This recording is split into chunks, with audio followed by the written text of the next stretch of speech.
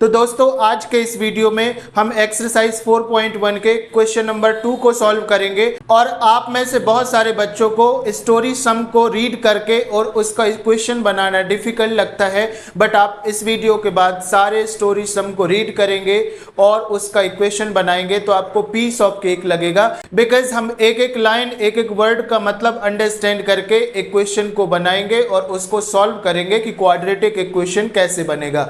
ठीक है, तो हम बात करते हैं क्वेश्चन नंबर 1 की। आप लोग स्क्रीन पे क्वेश्चन आ रहा होगा तो वहां से आप लोग मैच करेंगे। ठीक है, तो क्वेश्चन क्या है?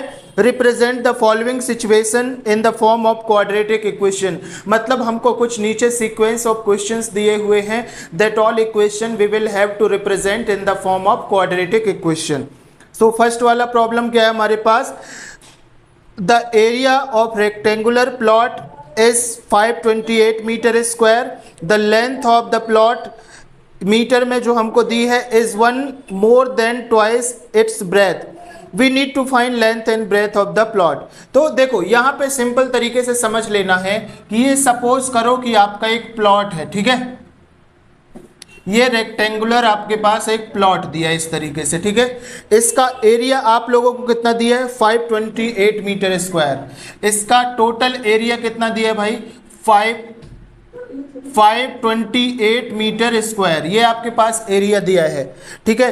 अगर हम इसको L मानते हैं और एक इसको B मानते हैं तो देखो लेंथ हमारे पास एक सिचुएशन दी है तो हमको लेंथ हम लेट करना पड़ेगा। तो यहाँ पे सबसे पहले लेट कर लो आप लोग, let the length of plot, है ना, प्लॉट इज x, मतलब लेंथ ऑफ प्लॉट क्या है? x है।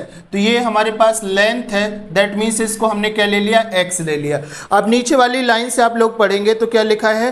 The length of the plot in metre is 1 more than twice, ठीक है। ब्रेथ के लिए आपके पास कंडीशन क्या है कि आपकी जो लेंथ है 2 टाइम्स से एक ज्यादा है, तो हमने ये लिख दिया, मतलब ये लेंथ हो गई 2 टाइम्स से एक ज्यादा, जो क्या है? ये हमारे पास ब्रेथ दिया है। तो यहाँ पे हमारे पास दोनों वैल्यू मिल गई, एल की वैल्यू, लेंथ की वैल्यू मिल गई और ब्रेथ की वैल्यू भी मिल गई, ठीक है।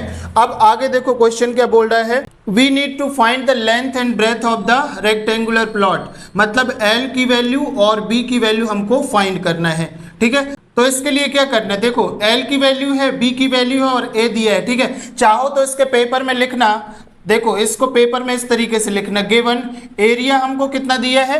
एरिया दिया है 528 मीटर स्क्वायर, ठीक है।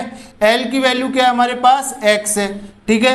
और ब्रेथ कितना है हमारे पास? यहां से आ गया 2x + 1। अब एरिया ऑफ रेक्टेंगल लगा देंगे क्या? एरिया ऑफ रेक्टेंगल, ठीक है। एरिया ऑफ रेक्टेंगल क्या होता है आपके पास? L × B, ठीक है। Area of rectangle L × B। अब देखो एरिया ऑफ रेक्टेंगल की वैल्यू क्या दी है आपके पास? तो ये दी है हमारे पास 528 मीटर स्क्वायर। तो यहाँ पे क्या लिख देंगे? तो यहाँ पे हम लिख देंगे 528 = L की वैल्यू क्या है भाई आपके पास? तो ये हो गई x हो गया, इंटू है तो इंटू लगाओ, और b की वैल्यू क्या है आपके पास? 2x + 1, तो यहाँ पे हो जाएगा 2x + 1 हो जाएगा, ठीक है। इस तरीके से आपने यहाँ से l की वैल्यू और b की वैल्यू जो भी है यहाँ पे पुट कर दिया है। अब देखो ये क्या हो जाएगा? 528 = ये x का मल्टीप्लाई इसके साथ होगा और इसके साथ भी होगा, ठीक है। तो x का मल्टीप्लाई 2 के साथ होगा तो 2x² हो जाएगा, प्लस है तो प्लस लगाओ, x का मल्टीप्लाई 1 के साथ होगा तो केवल x हो जाएगा। आप इक्वेशन सब्स्टिट्यूट करके बना दो, ठीक है। ये वैल्यू तो इस साइड आ जाएगी, तो माइनस का 2x² माइनस का x। अब ये तो देखो LHS में है तो ये तो प्लस में रहेगा ना, 528 = 0। अब चाहो तो यहाँ पे माइनस का मल्टीप्लाई कर सकते हो, तो यहाँ लिख दो मल्टीप्लाई बाय माइनस साइन, ठीक है, मल्टीप्लाई बाय माइनस साइन। तो ये क्या हो जाएगा आपके पास? तो यहाँ पे -2x² है तो केवल 2x² हो जाएगा, ठीक है। ये -x है तो मतलब प्लस में x हो जाएगा, और ये प्लस में 528 है मतलब ये हो जाएगा माइनस में 528 = 0, ठीक है। तो ये इस तरीके से आपने क्वाड्रेटिक इक्वेशन बना दिया। ये आपके पास क्या है? 2x²। हमारे पास इस इक्वेशन में मैक्सिमम जो पावर है 2 है, दैट मीन्स ये हमारे पास क्वाड्रेटिक इक्वेशन है। आई होप सो कि ये समझ में आ गया होगा। It is not big deal, ये बहुत छोटा सा क्वेश्चन था, ठीक है। Now we are moving towards problem number 2।